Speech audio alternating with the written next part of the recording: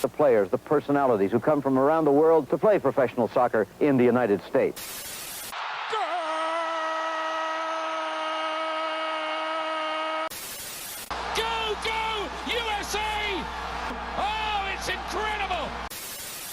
In a world where some call it football, football, or soccer, they dare to call it foosball. One thinks New York is blue. The other thinks New York is red. Soccer in America from a German perspective. Let them put some sauerkraut on your hot dog and join them for the Schnitzel Boys USA Hour.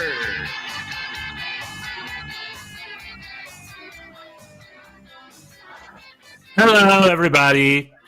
Now we're both hesitate to talk. Yeah, we're having technical difficulties like usual, week in and week out. 2.5 years of artisanal podcasting, Yep. and we haven't had a tech nightmare-free broadcast yet. Yay! Is that true? Sorry. There's got to be one or two that were fine. I am exaggerating. Okay. I'll just express my frustrations coming out. But anywho, it's Schnitzel night. It's Monday night. How am I sounding, Bjorn? Am I sounding like a robot or what? No, you sound okay. I think a little pinny, but it's fine. It's good. We're good. How do I sound? You sound great. Sound Okay, clear. good. Sound good. Great. You sound good. I don't know at this point. I really don't know what to do with my audio setup. My PC maybe needs a little TLC, but that's BTS of this is a fan podcast. It's pretty much a ham radio show. We have some equipment we have at home that we scoured around from somewhere, and we're putting out a webcast broadcast on very specific niche topics. It's American soccer. The world's most unpopular type of soccer is American soccer, and that's what we do. Ooh, isn't it? And then some German football in America's least popular developed league, the Bundesliga. It ain't Liga, it ain't La Liga, it ain't Serie A. Definitely the English Premier League. It's our little baby. It's not the old firm rivalry. It's not Ajax Amsterdam. It's not all the Dutch. It's the unfortunate little Bundesliga that we are fans of. The one that, when Bundesliga comes to America for events, there's like 8 guys there that show up. So therefore, you have no choice but to put up with whatever we serve you. Yeah. Budget friendly ham radio. We are offering English language Bundesliga and MLS content with a little witty banter because that literally doesn't exist anywhere ever. All Bundesliga podcasts are just people restating game highlights verbally, and I wish them all the best. But and I don't know about this, Bjorn. Yeah. The press. Let's talk press. Okay. In England, the press is all about that yellow journalism, all about the let's figure it out, and they got their big mouths and they're talking and boop boop ba ba ba. Here in MLS they quash all that, but in the Bundesliga too, it's not a lot. There's some of that, but not a lot of that. The press is pretty straightforward. It's pretty much like they scored goals. This guy said this thing, and then you move on. It's not really a lot of like this guy's sleeping with that guy's wife. It's not a lot of this referee bet on himself. It's not a lot of that. Some of that, but not a lot of that stuff. In England, every week is like, was this call controversial? They get it wrong. We're in Bundesliga, it's like, no, all their calls are correct. There's not really much to talk about there. Right? Or am I being unfair here? You're saying we need more controversy? Well, I'm just saying as far as the off-field Bundesliga banter, there's not a lot of it. There's plenty. Like the fans like to protest, which is good. But when it comes to England, it's a lot of like, there's a lot of celebrityism to England. Like what did Paul Pogba?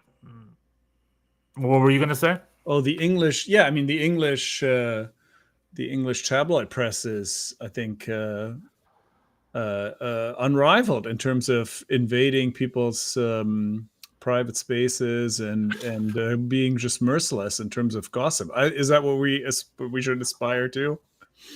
No, well, it leads to a lot more. Like if you're looking at England, there's a lot to talk about unrelated. There's just a lot to talk about.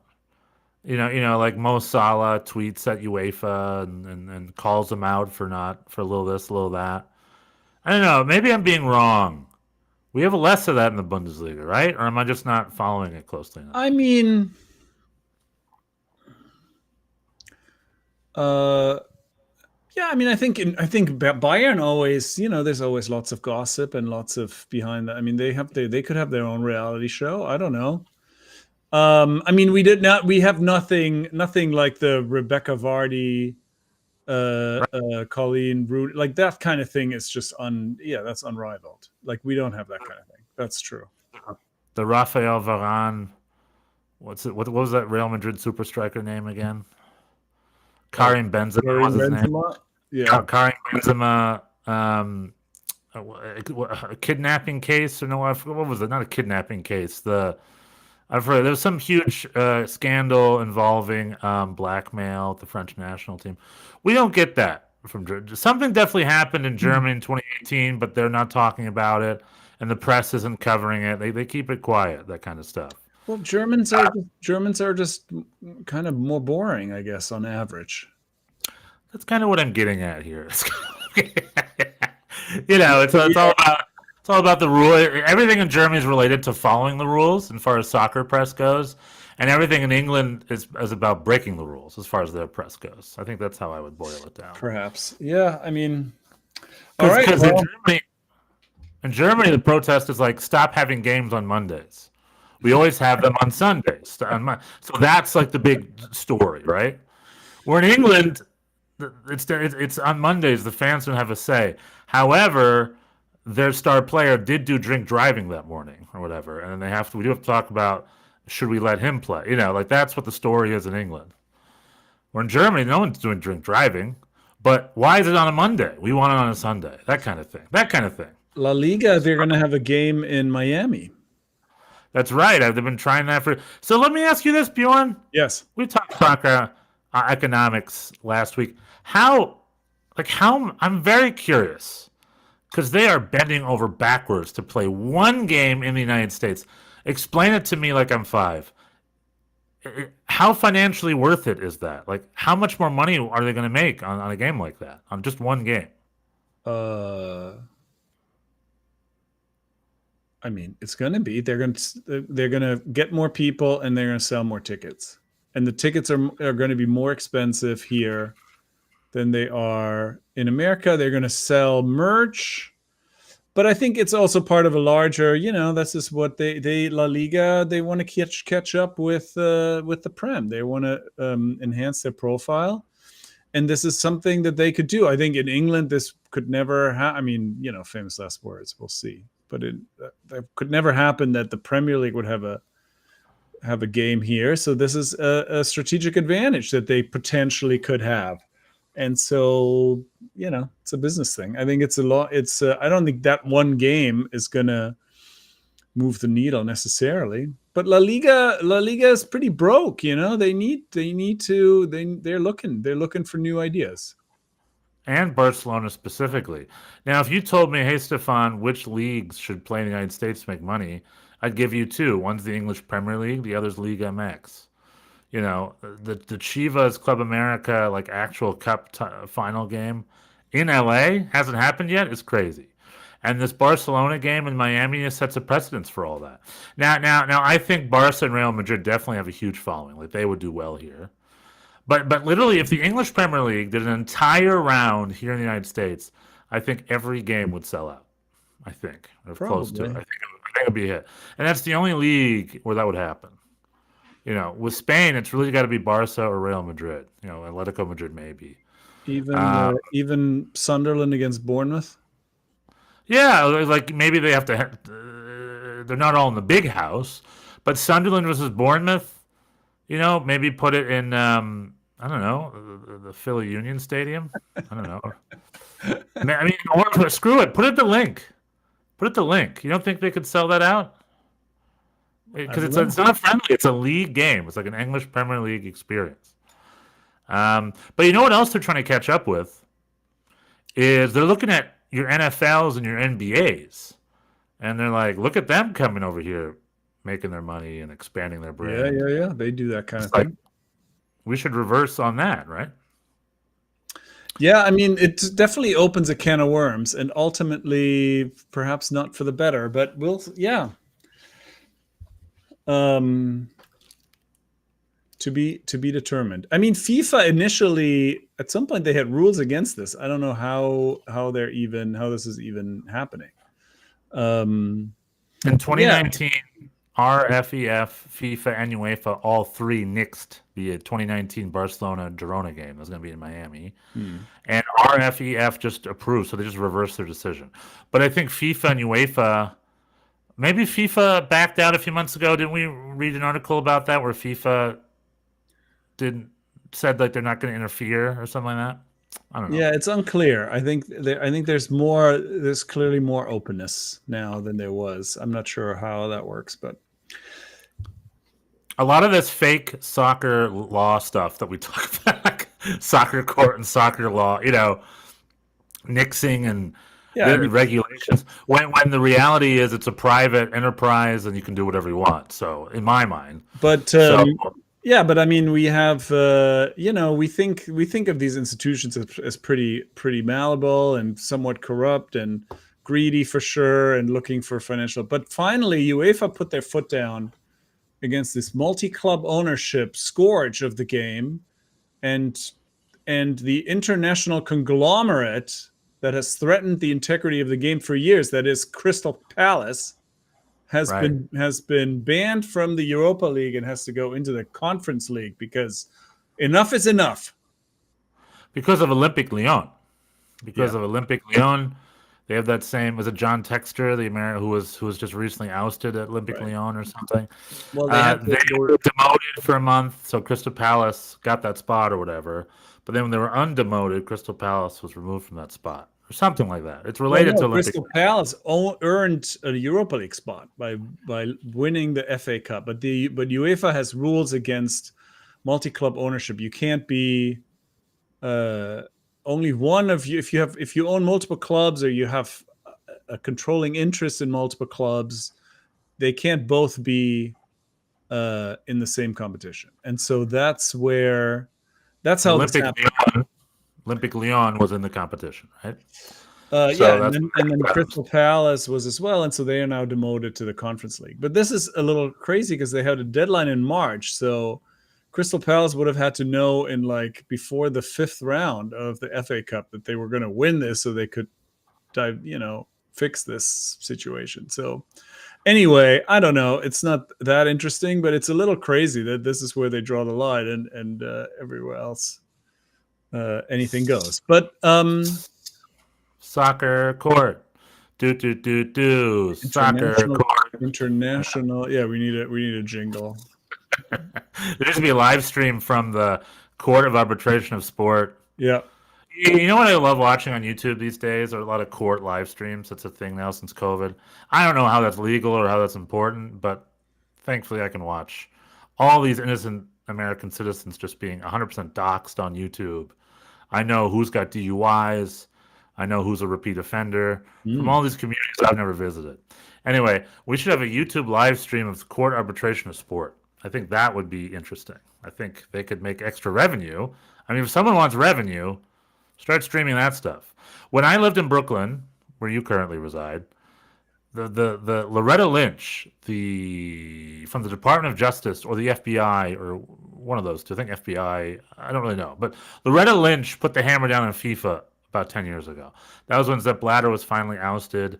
And I don't know the legality of that. We need a legal eagle or like a lawyer to explain that. However, I know it was all happening in Brooklyn at the big courthouse there. I wanted to get tickets. I wanted to go. I wanted to watch. I wanted to go to the courthouse and sit in the stands like a fan. And I wanted to watch all the FIFA lawyers and all the FBI lawyers go at each other. But it was closed. It was not open to the public. That's the kind of stuff I'd be interested in. I want tickets to that. I want to see that. I'm curious. I'm curious about all of that. Yeah, I don't know. Yeah, that's gonna be our new show, and it's gonna be just as successful as this one. Even less. It is a niche, though. We're talking about that's a niche. If we had a very successful soccer law podcast, where every week we break down like soccer rulings and stuff, That might be. Nope. Yeah, I don't know. Nobody cares. Yeah. You're right. Speaking of nobody cares. So, Major League Soccer had this big thing happen. And it's so funny. So Thomas Muller, right? We've been talking about him all summer. Took him forever to make his decision. And then we had a little insight on that, which I want to talk about with you in a minute. But then he announced himself, Vancouver Whitecaps, big announcement. And, and I have no idea when he's going to play for that team. I think they still have to wait for the international transfer certificate and one or two other things. And Yeah, I thought there was some. He said he released a video, which was really funny, because he clearly has never been there. He just signed this contract and he has no idea about Vancouver or anything about this. He's like, oh yeah, people say it's nice, and it's like, okay. So and he said he was going to perhaps debut this weekend, but I guess his paperwork did not go through. He did not debut yesterday. However, the reason I bring that up is because that's been going on for a while. It's like, is it MLS? He's here for the summer, MLS. Like, oh. Then he announced MLS, but we don't know what club, and blah, blah. Anyway, cut to like last Tuesday, and it's the first time I'm hearing about Hung Myung Son coming to LA. It's the first time I heard about it. Oh. And then like Friday, he debuted for the club. Like that was lightning fast, right? It was way faster than Muller. So it was like, is Son coming to maybe, right? And then like a week later, he was here. And then he had his debut last week. Like, it happened lightning fast. So they must have FedEx Expressed his ITC, his international trip, because that happened extra fast. So Thomas Muller's still like, he's probably not even in Canada yet. I don't know. I just thought that was funny where it's like, Son, are you coming? Boom, coming. And he's a huge deal. I would argue even a bigger deal than Thomas Muller, because as much as I love my people, the reality is America are an English Premier League country, and Los Angeles is a Mexican city first, but a Korean city second. I don't know if you know that about Los Angeles. Yeah.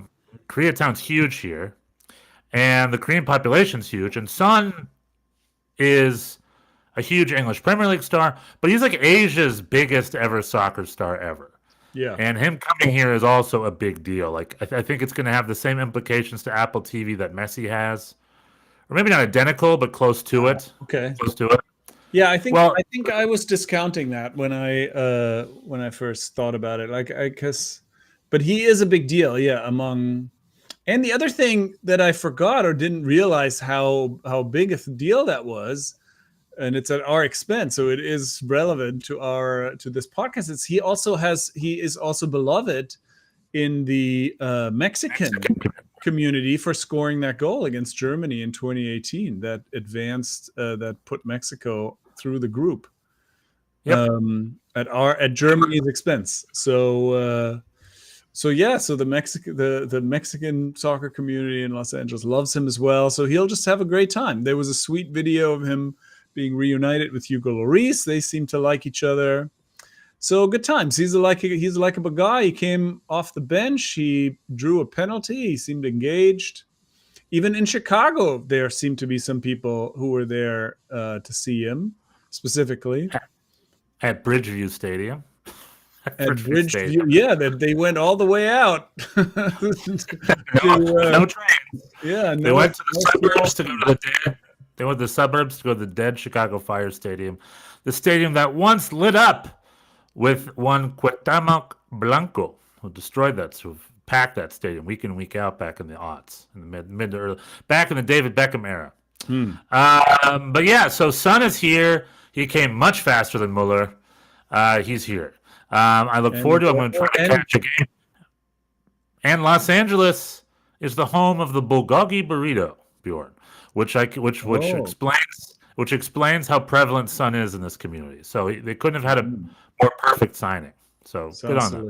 Sounds delicious. And speaking of Koreans, we had the week off, surprisingly, my team, NYCFC, because okay, I'm with you. Bring me in here. because K-pop sensation band Blackpink had a show at Citi Field, and the turf was so destroyed that it needed resodding, apparently. And so no soccer this weekend in Citi Oh, Field. that's what I was wondering, why you guys didn't have a game. It was related to just the unavailability of the ground. That's the reason for it. Yeah, we had they had a. I mean, and you have these problems, right? Your Sandro Schwarz complains about everything. He complained about your stadium too for the same reason. There was concerts and the turf is the grass is troubled, but you were still playing. Citi Field said, I guess because of the baseball, they were like, we can't have this. I mean, if it was just MLS, they would just be like, oh, who cares? Just play. But because the Mets really matter, they were like, no, we must use this time to fix this. So that's what we're going to. Sports Illustrated Stadium is in really rough shape right now. The fans online are wondering what the deal is. But yeah, it's MLS. It's like we had a concert, wrecked the grass. Who cares? Go play on it. We'll resod it in the offseason or something. I don't know what the plan is. I don't know if you've seen the turf for Red Bull Arena or Sports. We played on it too. We played on it too, and it wasn't great. Yeah, it's been rough for the last few games. But the New York Red Bulls had themselves a really fun game against Real Salt Lake. In a league with 30 teams where we play DC United and NYCFC 3 or 4 times a year and we actually rarely play Real Salt Lake. This is one of those rare cross-conference games. I can't really remember the last time we played Real Salt Lake.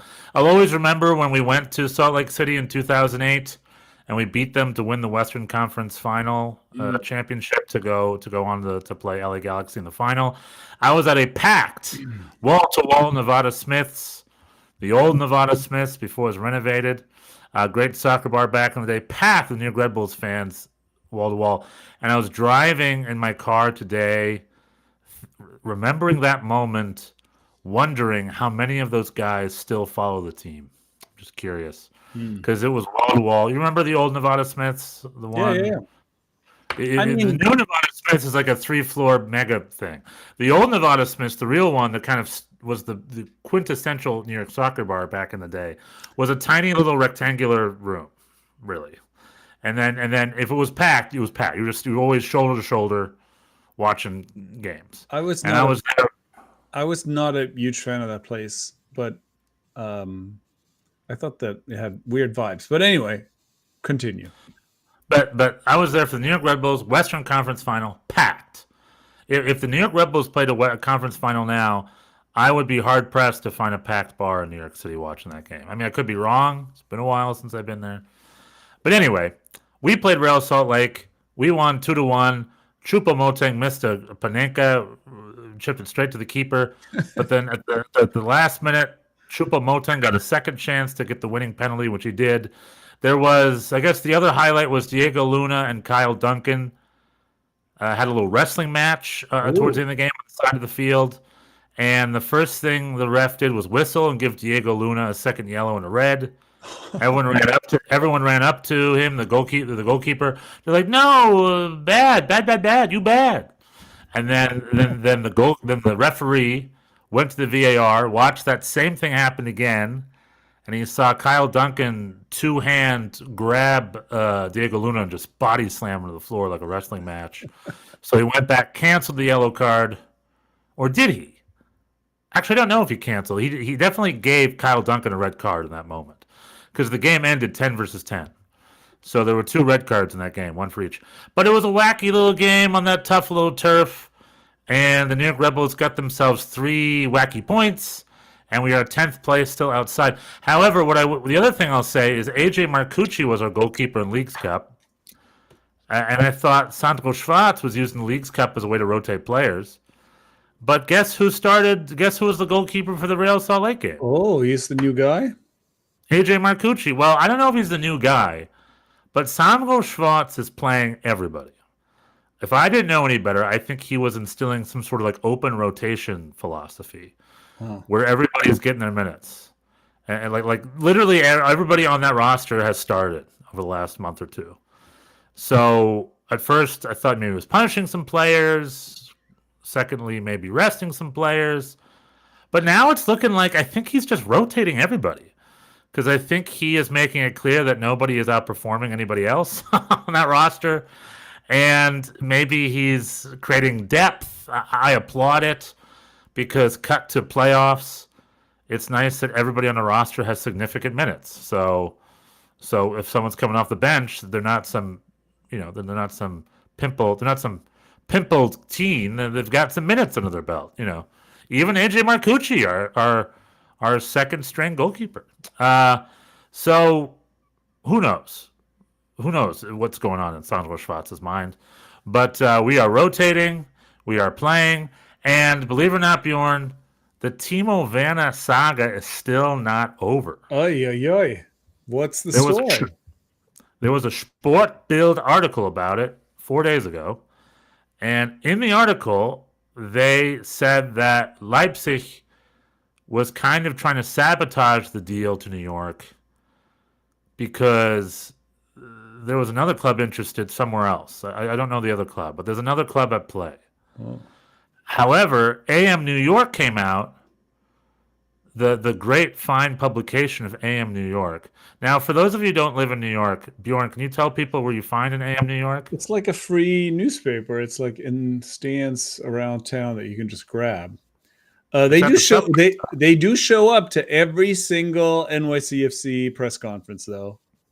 AM New York, by the way, are also, they follow the New York Red Bulls better than any print publication in the city. They have all these articles. Yeah. So no disrespect to AM New York. This is actually really cool. But the newspaper is a free rag you get at subway stops. It's just the kids hand them to you or whatever. Anyway, AM New York is questioning the integrity of Sport Bild. Small children. You know that? Yeah. Really? That's wild. Maybe not small children. Sport Bild of all.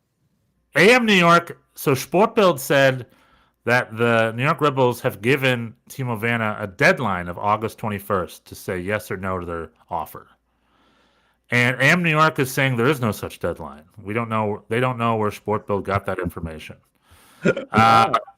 Sport Bild also offered the whole Leipzig stuff without much proof. So AM New York's also calling crap on that.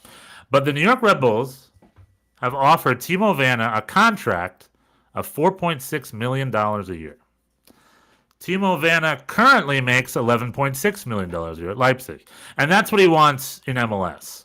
And Bjorn, you know MLS. That's Thomas Muller money. That nobody makes $10 million a year in MLS. That's a lot, yeah. Especially Timo Werner. I mean, maybe Son is probably making that now, like that kind of thing. Thomas Muller is making that with help with Adidas. Obviously Leo Messi makes more than that because he's a superstar rock star. But Timo Werner isn't going to make David that. Villa did not make that much. Thierry Henry didn't make it. Thierry Henry only came here in $4.5 million. Granted, that was 10 years ago, so inflation has a role to play. But anyway, New York Red Bulls have offered him $4.6 million. However, he can make $11 million a year if he wants. It's entirely performance-based. They have written in the contract that's performance-based. And I love that idea. If he scores 75 goals, they give bingo, not 75. But I love that because pretty much it's communicating like, we'll take you, but you're not allowed to be washed here. It's like if you want to make money, you have to give us some goals, And I kind of like that. I think that's a very smart agreement. What do you think? Well, it depends. I mean, it doesn't matter if we like it. Does Timo Werner like it? He does not. He has not chosen it. And we don't know if he has this August 21st deadline or not. But all I know is that from what I understand, there's one other club at play here. So he might end up staying in Europe. But he's only on 1 year left at Leipzig, and Leipzig wants to get rid of him because they don't want to spend $11 million on Timo Werner, who's not going to do much for them this upcoming year, which is sad in a lot of ways. So him and his wife want to come to New York, but they want to come for $11 million a year. New York Red Bulls are like, you can make $11 million. However, you got to earn it. And I think that's what's holding up this move, which does not communicate well that Timo Werner is in it to win it. You know what I mean? Which transitions us to our next topic. Thomas Muller. We recently had some insight based on this great article from The Athletic about Thomas Muller and what drove his choice. Tell me everything. So Thomas Muller, excuse me. So Timo Vanna wants to come to New York because him and his wife want to go, and $11 million, and they probably want to eat, go to Broadway, and buy a nice little loft or They something. want to Right? eat. That's crazy. I don't know. I'm trying to think. If you have $11 million, you go to Peter Luger Steakhouse. I don't know. What food scene is more impressive, Leipzig or New York City? What do you think? I've never been to Leipzig. I can't speak to that. New York City, probably. I mean, just guessing. Make a guess, right? Make a guess. My sister, speaking of 6 degrees of Stefan Schnitzel, my sister went to college in Leipzig. Okay. She used to live there. So through her, I have, Leipzig, an old DDR town, in the shadow of Berlin a little bit, wacky Sächsisch folk, but very pretty, very nice, an up-and-coming city, like a pretty cheap city, at least once upon a time. When my sister was there, it would have been a good city to buy property in. But anyway, Thomas Muller, on the other hand, didn't care about any of that because L.A., the Adidas sort of reps offered him a Beverly Hills mansion and a golf course pass. They're like, come to LA, golf course pass, Beverly Hills mansion, Adidas events. And then Cincinnati is like, it's also probably through Adidas, is like Cincinnati, big German population. Unlimited chili, unlimited Skyline chili. All the diarrhea you want via Skyline chili. All of that turned Thomas Muller off. Oh. He said that his opinion differed with Adidas because Adidas, he said, I don't want to move somewhere where they will turn me into a marketing tool. That's what he said. So the reason Cincinnati and LA turned him off is because they weren't talking soccer. They were talking marketing stuff. However, he met with Vancouver Whitecaps. He knows Axel Schuster, the sports director, yeah, through the Bundesliga, and he had to sit down with Axel and maybe the owner and the great Danish coach Jasper Sorensen. Mm-hmm. And he loved what Jasper Sorensen had to say. They talked tactics, and Thomas Muller was all about them tactics. He's like, yes, I can go to Vancouver and I can win soccer games with this team. Well, he mentioned that in this video that I saw where he was talking about how, the sporting challenge is important to him, and he thinks things are already going well, and he can really do something with the Whitecaps. Which I thought, that's just what you say, but it sounds like there's more to it. There's more. He means it. Yeah, and I like that. Like I said, it's the polar opposite of what you hear from the Timo Vanna camp. He moved to Vancouver, and he kind of wanted a sporting challenge. Vancouver, I guess, doesn't have a particularly large German community, so he knows he can't be, exploited in that way. I guess he felt maybe there was going to be some exploitation involved. He's a man of principle, I guess. The other part of the article, which doesn't surprise me, and something that I kind of read in between the lines, is that, quote unquote, the enthusiasm from Los Angeles wasn't great. So, I think MLS and Adidas were like, go to LA, and Bayern München were like, go to LA. It's a part. But no one from LA was like, yeah, and no one from LA returned the call, if that makes sense. I think they were like, LA was probably like, yeah, okay, sure, okay. It's like, yeah, we'll replace Olivier Giroud with Thomas Muller. Right. I don't think they were loving it, which also turned him off, obviously. Sure. And also when Sun showed up, they're like, hey, Sun, now that's who we want to sign. And more respect to LA. That's actually a much smarter signing, I think, for them. So that's a little bit of so this Thomas Muller to Vancouver, I can't wait for it to get started. And I think our boy is in it to win it, man. I like it.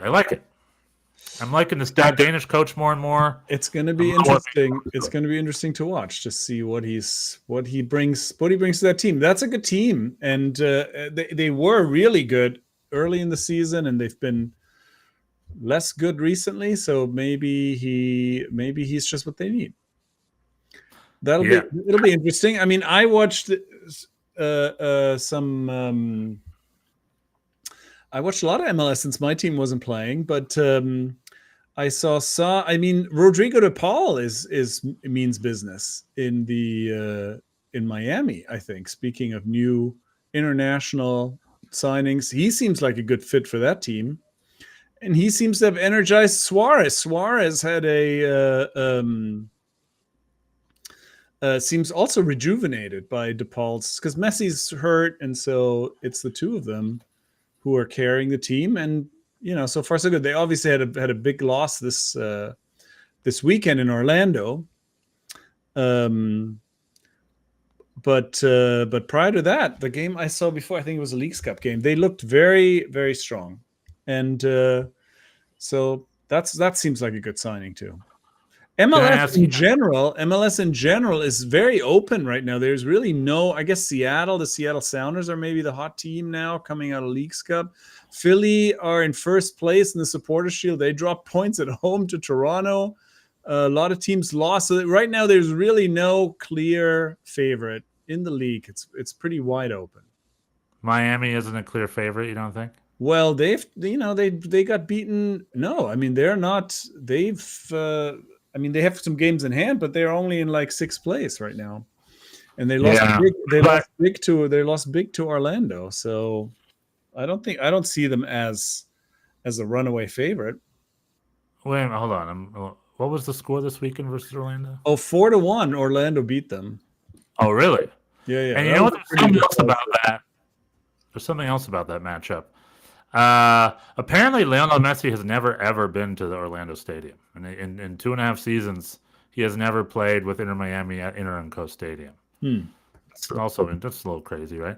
But I guess injuries who catch up on him, and for the Florida rivalry, has never beaten New York City FC either. Yeah, but that's not their Florida rivalry. If Leo Messi goes to Miami 2.5 years ago, as an Orlando fan, don't you think, hey, we're gonna have all these great Lionel Messi games? Here we are 2 years later, and none have happened. It's odd. Odd is all I'm going to say. A little context to the New York Red Bulls, by the way. I realize the New York Red Bulls have a big U.S. Open Cup game on Wednesday against the Philadelphia Union. Oh, yeah. This was the game that was rescheduled. We play them twice. We play them midweek and then on the weekend. That might be why A.J. Marcucci played last weekend. Maybe to give Colonel a couple more games of rest, I guess. I don't know. But just a little context. We have Open Cup games coming up on Wednesday. I love the fact that Philly Union lost over the weekend. That gives me hope because it's going to be a tough match. The New York Red Bulls are a very, very flip the coin. They're very flip the coin. It's very I'm not buying it. I'd love to see them beat Philly Union, but I'd be surprised. It'd be quite the upset. Rodrigo de Paul, Major League stars all over. I would like to say one other big thing about Thomas Muller. Since I think our main theme is Major League stars. We have Leo Messi, Luis Suarez, Rodrigo de Paul, Son. The other good thing... Nico Fernandez Macau. Whoever that guy is, Macau, he was a big star in Greece or whatever. I don't know. Is he that new Argentinian dude you guys signed? Yeah, it's from Elche in now La Liga. Come on now. Yeah, you signed him for the second division in Europe, right? Which is always one of my biggest criticisms. Anywho, the Thomas Muller to Vancouver has another sort of smart move by the Thomas Muller Brain Trust. And you know what that is, Bjorn? I don't know. Tell me. That, the American soccer, right? We had Pele, you had David Beckham, Leo Messi, Franz Beckenbauer, a lot, and we've had, this country has had major world stars come here and be a big deal. And they've dominated the country and left a legacy. So for someone like Thomas Muller, he'd just be like a Didier Drogba, kind of like, that's a bad example, like Olivier Giroud. Like he could get lost in it. But going to Canada is very smart because if you think of all the high-profile soccer players that have gone to dominate Canadian soccer in the history, I think someone mentioned Eusebio played in Toronto for a bit. And like I said, Didier Drogba was in Montreal for a bit. Those big names. Torsten Toronto for a bit. I don't know if he's on the echelon list. Thomas Muller has the potential to be Canada's biggest ever. Like he could be the Canadian Pele, where he goes to Vancouver. Oh boy, it's a big deal. He's like the Vancouver David Beckham. I know he goes you can't create a legacy in America anymore. It's done with, but you can create a legacy in Canada. So smart. He's 30. He's 35 years old. Let's let's. Pele was 34 and overweight, Okay. and off playing in 9 months. Granted, it was a different soccer sphere at the time, but I'm just saying, just Canada's smart. Thomas from the Brain Trust, Canada's smart, I think. All right. Hopefully, he likes Vancouver. One last topic for you, Bjorn, unless you have anything else you'd like to say. Bochum won a game on yesterday. That's worth talking about. Bundesliga 2. We beat Elversberg 2-0, and pretty good. I mean, we were man down from the 6th minute. This referee was very yellow card happy, and gave one guy 2 within the first 6 minutes. But yeah, anyway, but that's all I have. What do you have? And remember, Bjorn, if you're ever going to bring up Elversberg is a very important club to this podcast. Yeah, why, right? Because of the Tell American. us why. Bingo. Because Elversberg had an American coach for 4 seasons in the mid-aughts. Go them. Who would later go on to coach them again. Elversberg also knocked out Bayern München last year. Wasn't that the club that knocked out Bayern München in the DFB Pokal? They were in the relegation playoff and almost made it into Bundesliga 1. But they didn't, and now they're losing to Bochum, so there you go. There you go. Bundesliga 2 is happening. There's not any huge results to Hannover won over the weekend, but I'm excited for HSV versus St. Pauli. Yeah, Schalke against Bochum next week. Düsseldorf is in crisis. They won their first 2 games. Yeah, we don't have to talk about this very much. What do you got? Take it away. Bochum versus Schalke will be interesting because Bochum will be the favorites of that game, right? When was the last time Bochum entered a Schalke game as favorites? I mean, I don't know. I am not that optimistic about this squad. I don't know that we're the favorites going on the road at Schalke. I don't know. We'll see. I got my boy John Tolkien who played. Did he play at Holstein Kiel this past weekend? Probably. Yeah, they lost. They lost too. Yeah. They had a home loss. They are not good. Against Arminia Bielefeld. Just making sure he's in the lineup here. John Tolkien, where are we? John Tolkien. Yep, he was on. He played and he was taken off at some point. Okay. So last but not least, due to the world of social media and this beautiful world of social media we live in, is it beautiful? No, it's terrible. But there's a lot of access. There's a lot of new access. When I lived in Brazil, there were stories of fans following players and fans carrying the players out of the club, forcing them home and getting good night rest because they have a cup final tomorrow, right? In Brazil, like the fans are crazy like that, which I respect in a lot of ways. Like they follow players and make sure they're eating right and getting good rest. That they won't allow players to go and party. Here in the United States, we're not quite at that level yet, I don't think. However, some fans have been spying on a certain referee's wife's social media presence. And this wife's Instagram posts are nothing but her and her husband, who is an MLS referee, in full LAFC gear, talking about how much they love LAFC and how LAFC is his happy place, how he fucking loves LAFC. Oh boy! And it's a lot of posts of him in full LAFC gear at this BMO being like, "Go LAFC!" He refed the San Jose Vancouver game on Wednesday. And fans are just like, and then they retweeted it and they put it out on MLS like, "Hey MLS, is Tim Ford allowed to be this big of a LAFC fan reffing in our league?" Like, it's a little bit of a conference, especially Western Conference games. It's a little bit of a conference of what's the phrase I'm looking for? Conflict of interest. Conflict of interest, right? So, what are your thoughts on that? Well, I don't know. I mean, this is the first time hearing of it. I mean, this is always a thing, right? In England, people know. I mean, in Scotland, ask my friend Keir about Scotland. Like, there's a whole like decades of complaints of. I mean, the referees are fans. They have preferences, and ideally, they try to be neutral. But But yeah, usually oftentimes which teams they like. They have to disclose that, and it's not. Yeah, I mean, it's hard to find I mean, I guess in America pretty easier because it's not that big a soccer nation. But in a place like England, you're not going to find anybody who doesn't have a preference for a team to be a referee. So this is just a fact. I think it's a fact of life, and hopefully, he's trying to do his best to be. I mean, it's also not like it's a regular game. It's not. There's no obvious ramifications one way or another that you would say like, oh, he will favor this team because that will benefit LAFC somehow. Like, I don't know. It's kind of. Okay, you're MLS pro. What do you do next? Nothing. Nothing. Just leave him be. I think so. Yeah. I mean, he puts this on Instagram. It's not like he's trying to hide it. Well, his wife is doing that. You know, we've had issues. There was was it Sakai, that Chicago Fire player whose wife kind of got him fired from the league due to her Instagram posts. I forgot what she said. She said that was a different thing. That was over political. Yeah, that's not the same. I mean, if I'm pro, because the San Jose Earthquakes fans, I think, who felt hard done by the penalty, they dug this up.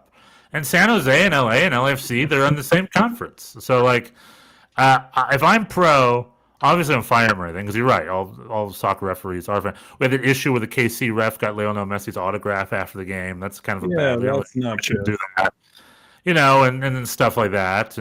But if I'm pro, I'm like, he can continue to ref, but all of his games will be Eastern Conference games. Like no more Western Conference games, just to avoid any sort of implication of a conflict of interest. Something like that. All right. And if I'm pro, I also send a big email blast to my refs. I was like, guys, we have social media rule. Like, if you want to be a fan, like, it's not allowed. I don't know. Like, don't tweet out all your fandom so hard. Keep it quiet. But then isn't that worse in a way? Like, if you then find out, like, the ref is actually, but he kept it secret. Like, that seems more sinister. Are you saying that organizations like Pro and MLS do not quash these kinds of stories all day, every day, all year round? I think it's okay to be a fan of the game.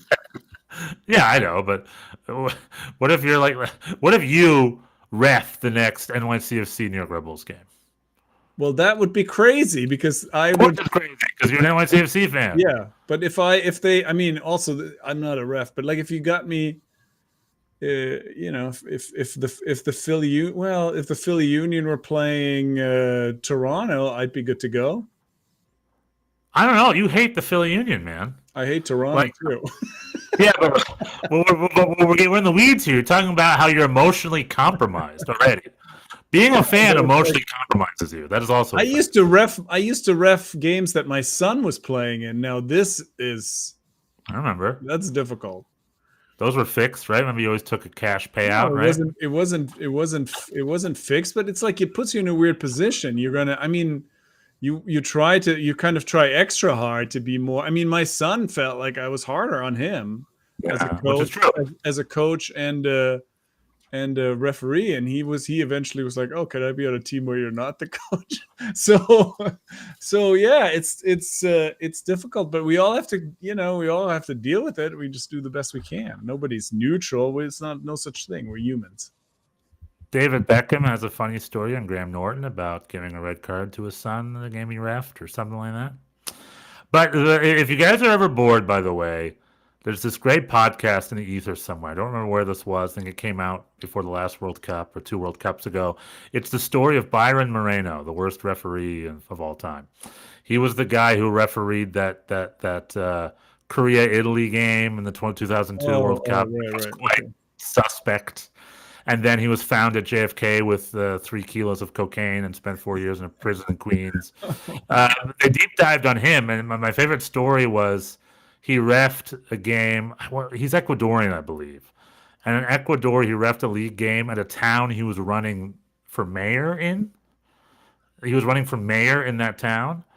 and he literally gave 22 minutes of stoppage time until the hometown team was able to get their winner. like there was 20 extra minutes of stoppage time. Just a fun-loving guy. Yeah, you know, and I'm like, that's a bad ref. I love the fact that he's scamming the system and he knows it, and he's just taking it and he's going. There was never any proof that he was paid off of that World Cup, but I'll put money on that he was paid off. Right? He's been taking money ever since. So, so we're not at that level yet, but it's on the podcast universe. Look up Byron Moreno hour-long audio doc, or whatever. All right.